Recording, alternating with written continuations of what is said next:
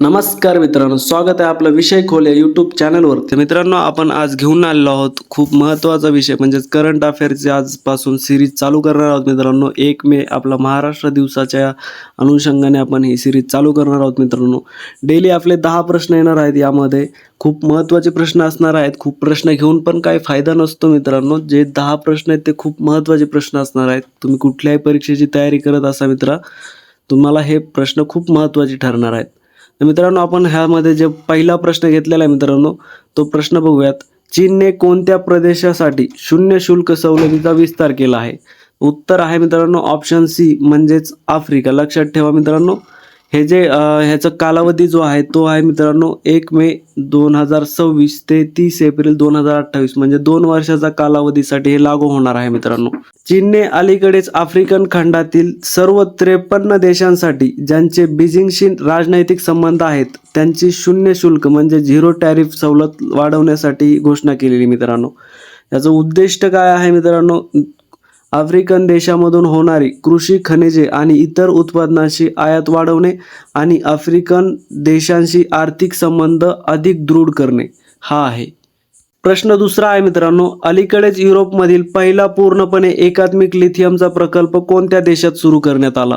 उत्तर आहे option A म्हणजेच फिनलंड या देशामध्ये. लक्षात ठेवा, एप्रिल 2026च्या अखेरीस युरोपमधील पहिला पूर्णपणे एकात्मिक म्हणजेच फुल्ली इंटिग्रेटेड लिथियमचा प्रकल्प फिनलंड या देशात सुरू करण्यात आला. जी वैशिष्ट्ये आहेत मित्रांनो, हा प्रकल्प खाणकाम म्हणजेच मिनिंग, सांद्रण म्हणजे कॉन्सन्ट्रेशन आणि शुद्धीकरण रिफायनिंग या लिथियमच्या उत्पादनाचा संपूर्ण साखळीला एकाच ठिकाणी एकत्रित करतो. प्रश्न तिसरा आहे मित्रांनो, कोणत्या देशाच्या अंतराळ संस्थेने डार्क मॅटरचे रहस्य उलगडण्यासाठी रोमन स्पेस टेलिस्कोप विकसित केला आहे? उत्तर आहे मित्रांनो ऑप्शन बी म्हणजेच USA. लक्षात ठेवा, डार्क मॅटर आणि डार्क एनर्जी रहस्य उलगडण्यासाठी रोमन स्पेस टेलिस्कोप अमेरिकेची अंतराळ संस्था म्हणजेच नासाने विकसित केला आहे. उद्दिष्ट आहे मित्रांनो डार्क मॅटर, डार्क एनर्जी, एक्सो प्लॅनेट्स आणि इन्फ्रारेड खगोल भौतिकशास्त्राचा अभ्यास करणे. लक्षात ठेवा.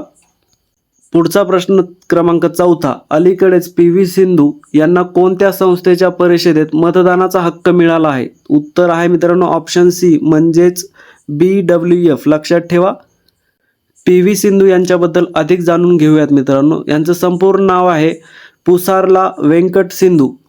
जन्म आहे मित्रांनो जुलै 1995. जन्मस्थळ Hyderabad. Bharat badminton world champion बनणारी ती पहिली आणि एकमेव भारतीय आहे. लक्षात ठेवा मित्रांनो, महत्त्वाचं आहे.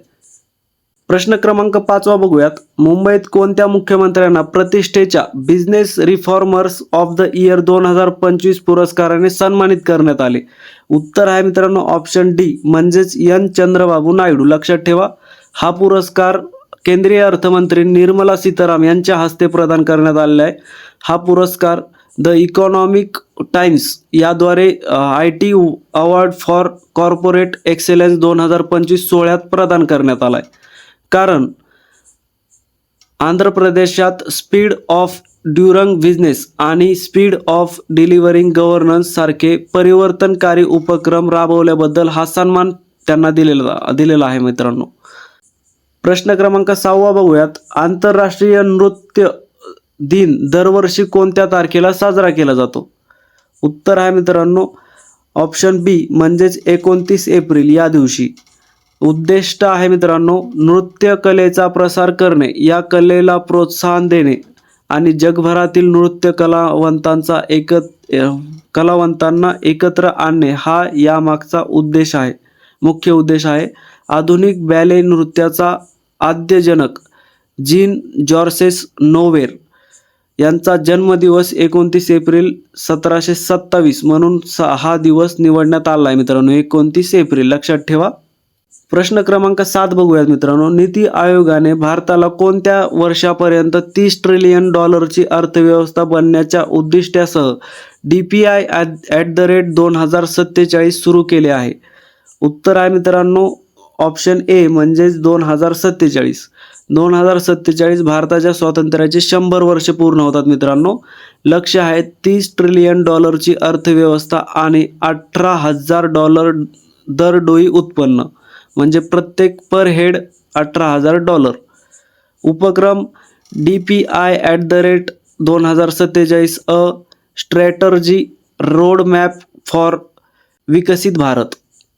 प्रश्न क्रमांक 8 बघूयात मित्रांनो. अलीकडेच IRCTCने कोणत्या शहरातून 14 दिवसांचा Bharat Bhutan mistake mount tour सुरू केला आहे? उत्तर आहे मित्रांनो ऑप्शन सी म्हणजेच नवी दिल्ली. तर हे कुठल्या शहरातून जाणार आहे मित्रांनो? गुवाहाटी, शिलाँग, चेरापुंजी हे भारतातील शहर आहेत मित्रांनो आणि थिम्पू, पुनाखा, पारो हे भूतानमधील आहे मित्रांनो. उद्देश काय आहे? भारत आणि भूतानच्या सांस्कृतिक आणि नैसर्गिक वारशाची ओळख करून देणे.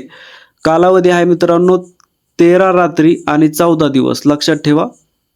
प्रश्न 9 आहे मित्रांनो. अलीकडेच भारतीय रिझर्व्ह बँकेने कोणत्या क्षेत्रासाठी मिशन सक्षम सुरू केले आहे?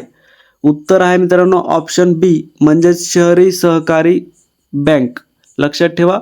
भारतीय रिझर्व्ह बँकेने म्हणजेच RBIने एप्रिल 2026च्या अखेरीस शहरी सहकारी बँकिंग क्षेत्रासाठी म्हणजेच अर्बन कोऑपरेटिव्ह बँकिंग सेक्टरसाठी मिशन सक्षम सुरू केलेले आहे. उद्देश आहे मित्रांनो शहरी सहकारी बँकांचा व्यवस्थापकीय आणि परिचालक क्षमता वाढवणे, अनुपालन संस्कृती सुधारणे आणि संस्थात्मक लवचिकता मजबूत करणे. प्रश्न क्रमांक 10 आहे मित्रांनो. इराण युद्ध आणि तेलाच्या धक्क्याच्या पार्श्वभूमीवर संयुक्त अरब अमिरातीने म्हणजेच UAEने अलीकडेच कोणत्या संघटनेतून बाहेर पडण्याचा निर्णय घेतला आहे? उत्तर आहे मित्रांनो ऑप्शन बी म्हणजेच OPEC आणि OPEC प्लस. राष्ट्रीय हित, नॅशनल इंटिग्रेट्स आणि तेल उत्पादनातील स्वायत्तता वाढवण्यासाठी UAEने 6 दशकाहून अधिक काळ सदस्य राहिल्यानंतर हे पाऊल उचलले आहे. हा निर्णय 1 मे 2026 पासून अधिकृतपणे लागू होणार आहे.